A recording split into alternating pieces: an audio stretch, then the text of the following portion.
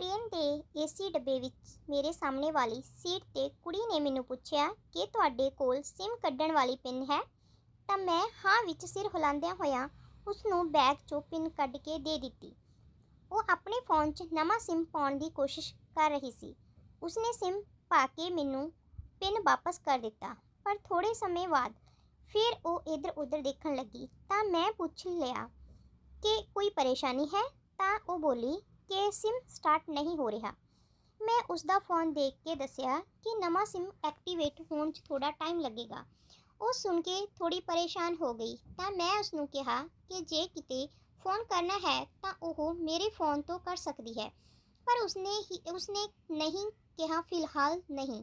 मैं उसनू पूछ ही लिया कि उसका स्टेशन कित्थे है। उसने दसिया कि दिल्ली। मैं कहा मैं भी दिल्ली ही जा रहा हाँ, एक दिन का काम है। मैं कुड़ी नू पूछया कि वो दिल्ली विच कित्थे रहिंदी है, पर उसने कहा कि दिल्ली विच नहीं रहिंदी ते ना ही उसनू उत्थे कोई काम है।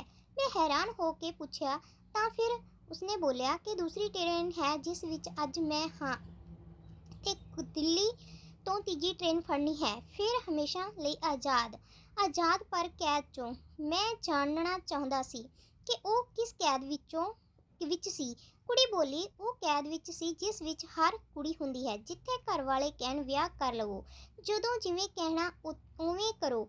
मैं अपने घर तो भज आई हाँ। मैं हैरान हो गया, पर हसदियां होया पूछया इकल्ली ही भज रही है, तेरे नाल तां कोई नज़र नहीं आ रहा। उसने कहा कि इकल्ली नहीं हाँ, दिल्ली तो एक होर ट्रेन फड़ूंगी, फिर अगले स्टेशन ते ओह जनाब मिलणगे ते उस तो बाद असीं किसे नू नहीं मिलना।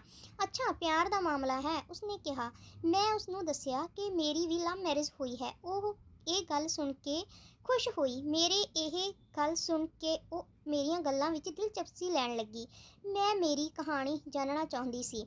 मैं कहा मैं बाद विच दसांगा, पहला तू दस परिवार विच कौन कौन है। उसने हुशियारी वरतदियां होया कहा मैं क्यों दसां अपना परिवार बारे।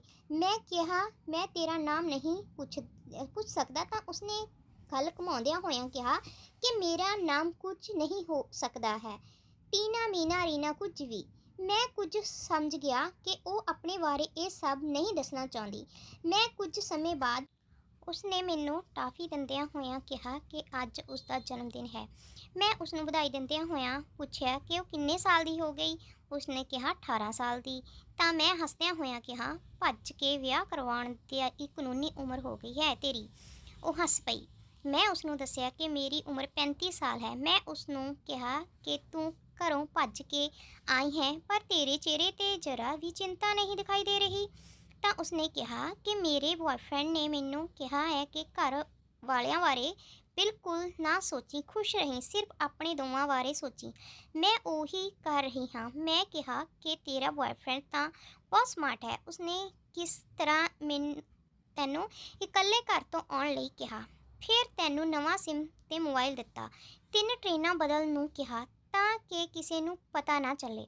उसने भी हामी भर कहा कि उसके वर्गा कोई नहीं। मैं उसनू दसिया कि मेरा विआह नू 10 साल हो गए हैं, एक 8 साल की बेटी ते 2 साल का बेटा है।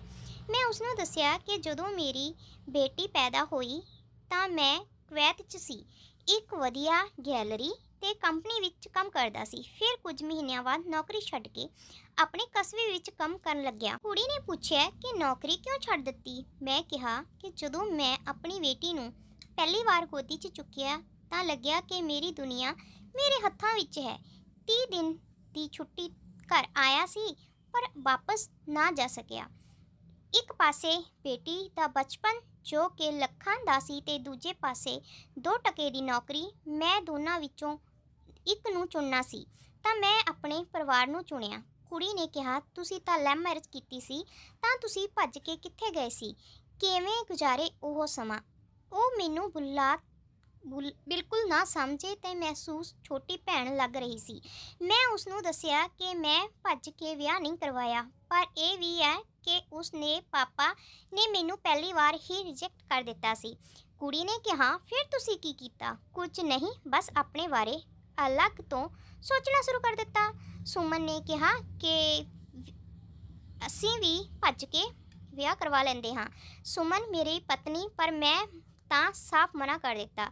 ਉਹ 2 ਦਿਨ ਤੱਕ ਜ਼ੋਰ ਦਿੰਦੀ ਰਹੀ ਕਿ ਭੱਜ ਚੱਲਦੇ ਹਾਂ।